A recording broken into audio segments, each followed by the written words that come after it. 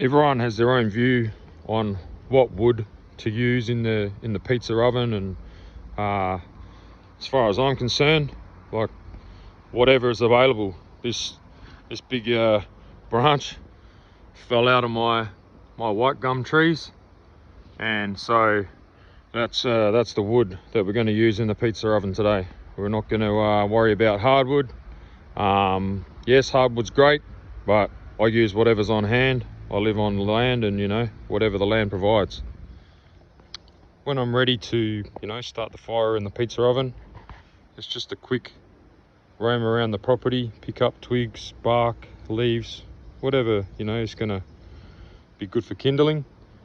And as I showed you earlier, we've already got our bigger wood from the branch that fell out of the tree last night. So you know, just use what you got. So we're just going to do a quick video and try and show you how easy it is to light this pizza oven just with crap from around the backyard. And I'm telling you, it's just super fast. Job done. And that's it. Watch that. That'll start raging very shortly. Super quick. And that's what you want. You know, you just want that kind of TP setup, or just scrunch it up, throw it in there. And it's just bark and twigs I found on the lawn that I would have to rake up and throw in the bin anyway. So look at that. It's raging, ready to rock and roll, and I'll give you another update when it's some maniac in the background. Yeah, when we've got a few logs on there. So it's been 2 minutes, 3 minutes since we lit this fire. Not very much at all.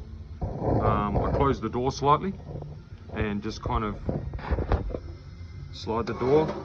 You'll see the smoke coming out the front.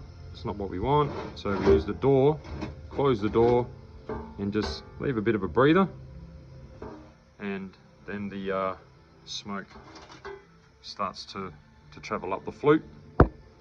And now hit over that sunlight, but we're smoke free now. There's no smoke out the front, so you know, using your door, that's a good way to control the smoke. Get the door on there and just get a draft going from the fire up through to the flute.